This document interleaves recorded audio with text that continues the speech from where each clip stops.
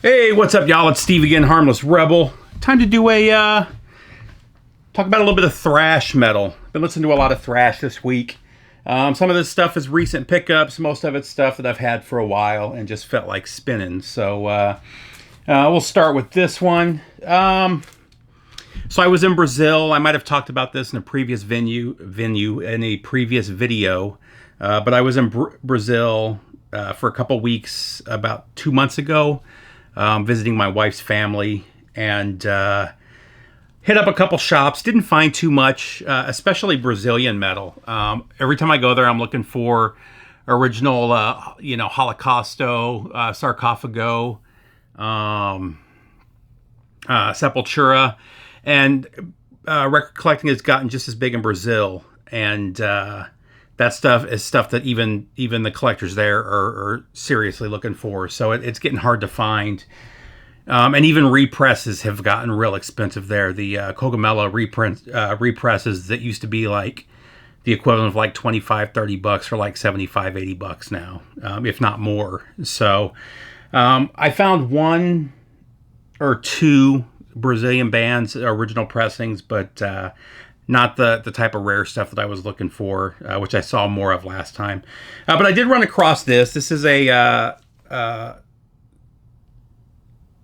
which one is this?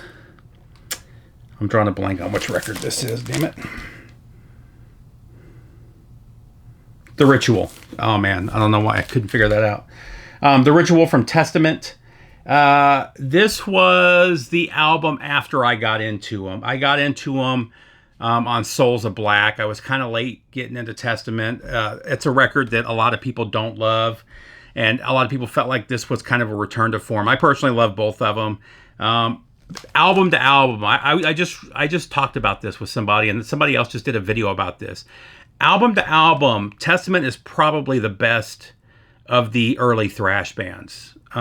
They might have one or two albums that people find questionable, but as a whole, they've been straight up just killer thrash their entire career. They didn't have any like lulls like every other, especially the Big Four.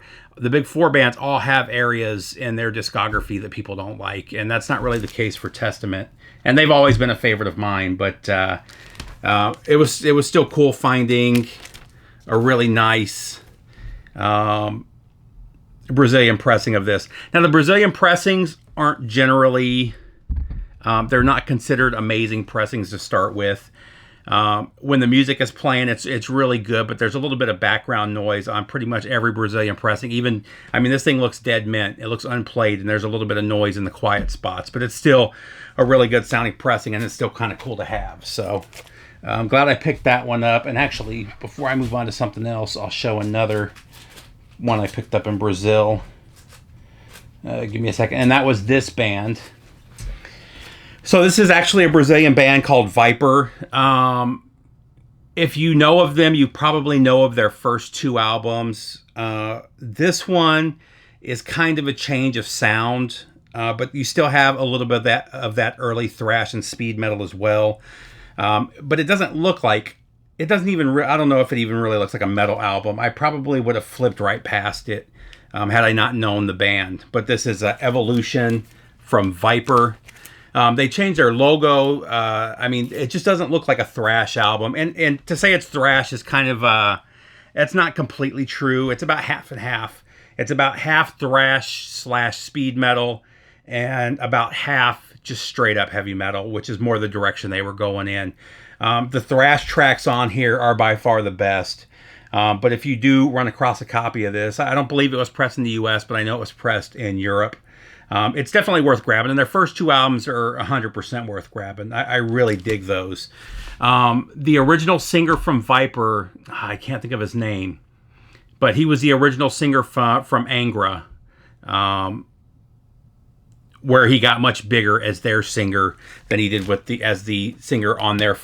I don't even know if he was on their first album. It may have just been singles. But the Angra singer was in this band for a while. But if you run across this and you're into thrash and metal, it's definitely worth picking up. I really dug it. I gave it quite a few spins. Next up, this is a band I've talked about a bunch of times and not in the positive. It's not a favorite band of mine. They're considered to be in the top or the big four of Teutonic thrash. And I would have agreed with that had I got into them when this album came out. I got into them much later, and by that time they had kind of turned into a gimmick band, and I still think they're just a gimmick band at this point. I definitely wouldn't put them in the big four now. That's something I've talked about a bunch, but I'm talking about Tankard. This album, though, is probably a 9 out of 10. It is really good. Killer artwork.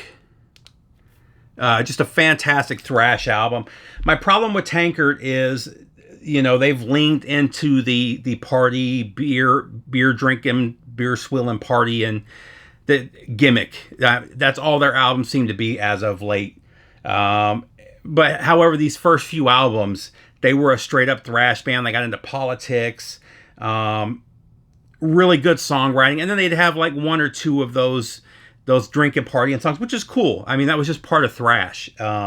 You would have those kind of party songs, but you also had the more serious political stuff too, which is something that I kind of dig, especially in the 80s. But fantastic album. This is, of all the Tankard albums, I think this is by far their best, and this is one that I would recommend starting with before you mess with any of their other stuff, because if you buy one of their newer albums, you're not going to be into it. So I would definitely start here. And the Tankard stuff isn't stupid expensive. This is like a mint pressing that I paid like $25 for maybe a year or two ago. So definitely one worth having in the collection. Next up, this is another one of those funny bands. I don't even want to say you either love them or hate them. I think this album was fantastic, and then I don't like anything that they ever released after this, mainly because they changed their sound. And I'm talking about Mrid. This is their debut, Fool's Game. I've had this on cassette and CD since probably the early 90s. When was this, 88? Maybe? 89, so a little bit later. This one is a promo copy. Unfortunately, it had some water damage on the bottom. I'd like to find a replacement cover at some point. So Mordred, I love the singer's voice. The issue I have with Mordred is they kind of went the funk metal route after this album, and there are other bands that do it a lot better. They were one of the first funk metal bands. However, on this album, it's pretty much straight up thrash with these kind of funk bass lines, which is a cool sound. I don't like it as much on their later albums. The thrash is gone. It's more funk metal, and it's just not as good. But this particular album is fantastic. If you run across a copy of this, it's definitely worth grabbing for your collection. Next up, one of the classic albums, one of the early Bay Area thrash bands that people forget about. Sadly, they're more famous now for being Cliff Burton's original band than they are for being just a killer thrash band. And this album is fantastic. I would probably put this in my top 20 favorite thrash albums. It's good from beginning to end. I don't think there's any weak spots on it. But this is Scratch and Scream from Trauma. This is their debut. This was early too. Yeah, 84. Is when this came out. So, I don't know why they never got that boost that the other bands got. Are they as good as Metallica? No, they aren't. Not in this era, but they're pretty fucking good. And this album is fantastic. If you run across a copy of this, it's not super cheap, but it's not super expensive. I see them for like $50-$60 nowadays. Back when I got this, you could get it for like $15-$20. But just a fantastic album, especially this debut. If you run across it, it's kind of one of those must-have thrash albums.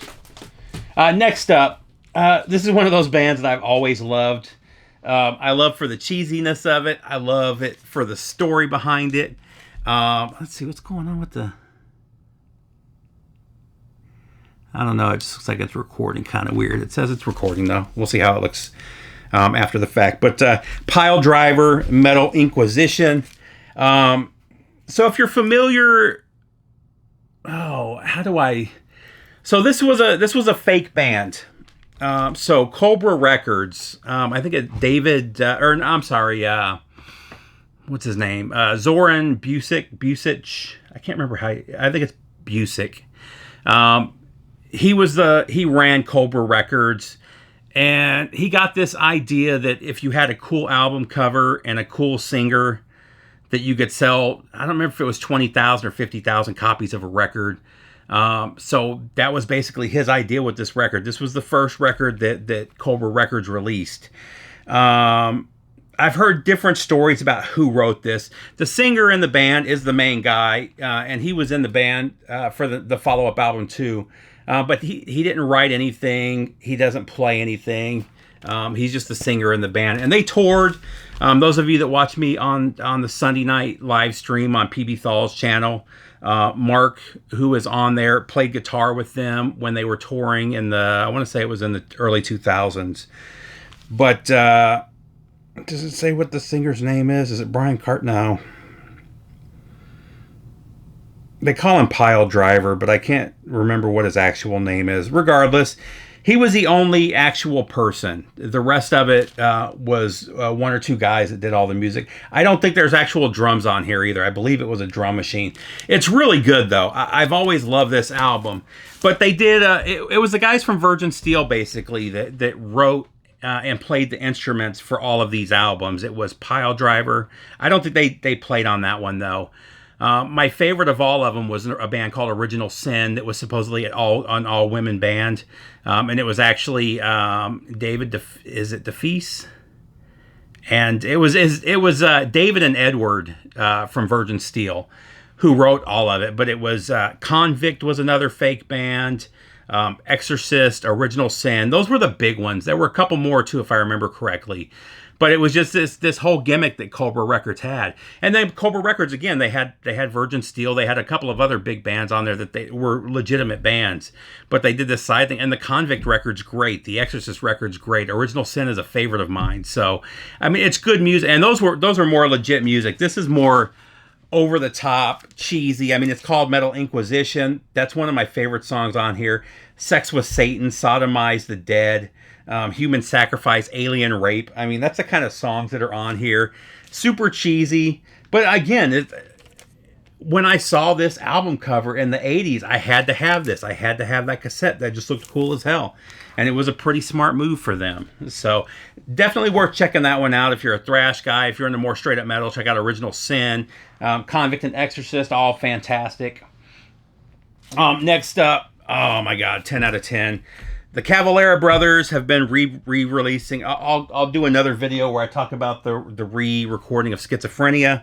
But they also did Bestial Devastation.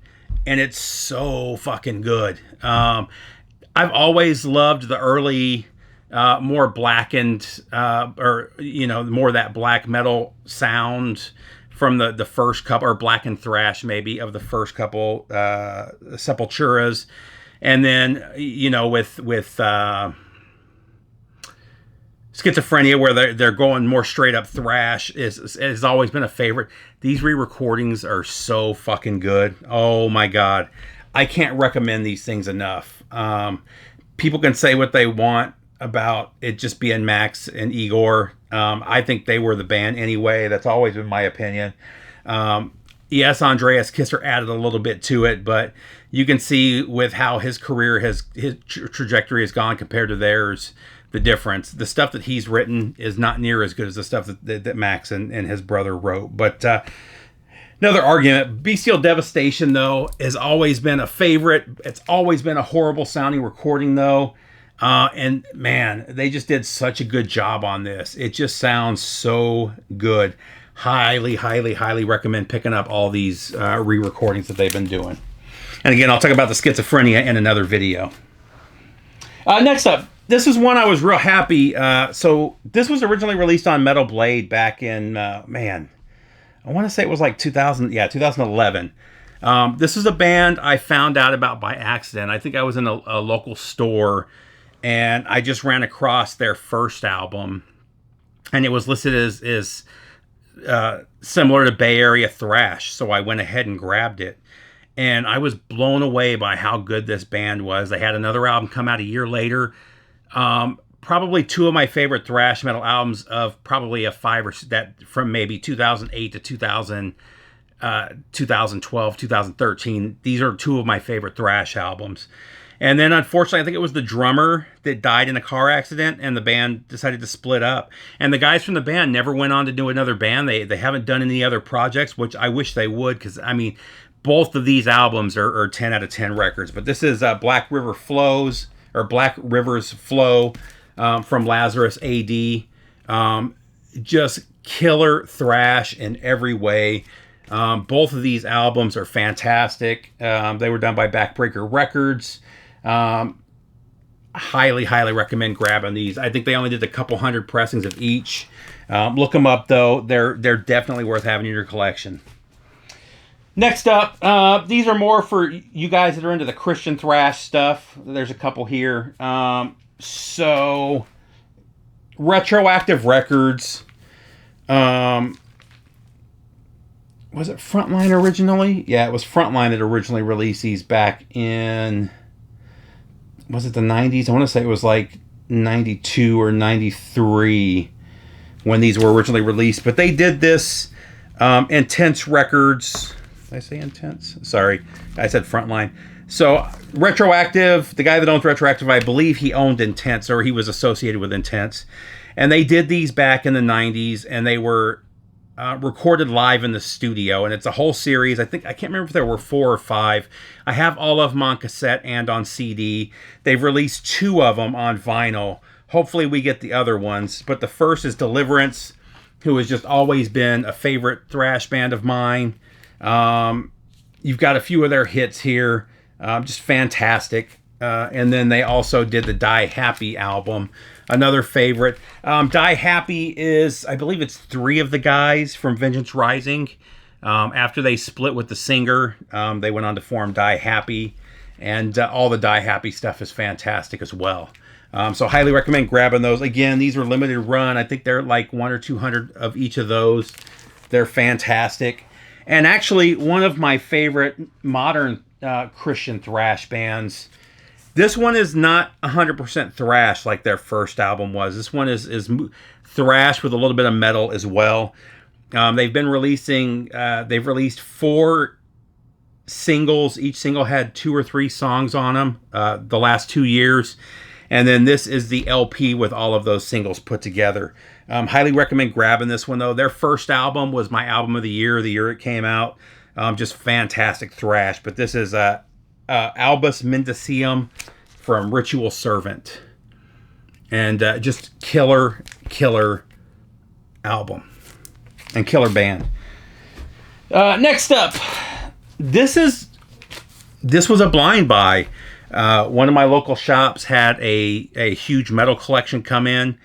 This one looked like thrash to me. It's probably a little closer to crossover. It was Death Records. It looks like thrash. I didn't recognize... Well, I recognized one of the names in the band, but that was it. But this is School of Violence, We the People. Really killer crossover.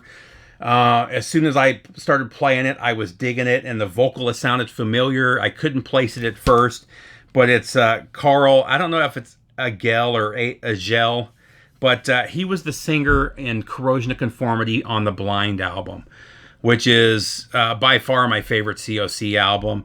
I always thought Pepper Keenan sang on that one, but it's actually Carl, and then Pepper Keenan does some backing vocals and stuff. But this is really killer. Again, not super expensive. If you run across a copy of this, again, highly recommend grabbing it. Next up, another band I've always known about. I had never had any of their albums before.